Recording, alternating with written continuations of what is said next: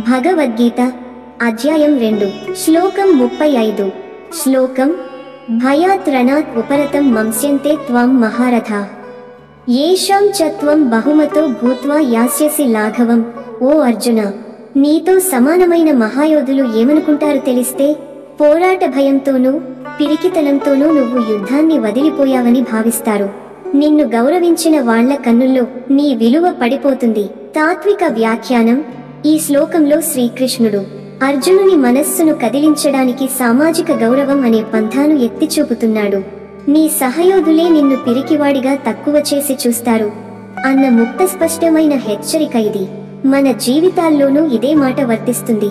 పరిస్థితులు కఠినంగా ఉన్నప్పుడు నమను గౌరవించే వాళ్లే మన వైఖరి చూస్తే నిరాశ చెందుతారు.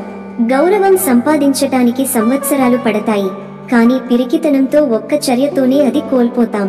ఈ శ్లోకం పాఠం: నువ్వు ధర్మపరమైన యుద్ధంలో నిలబడకపోతే నీ విలువ నీ చేతులతోనే చీలుస్తావు. నిన్ను నమ్మిన వాళ్ల గౌరవం కోల్పోతావు. అందుకే ధర్మపాలన కోసం ధైర్యంగా నిలబడు.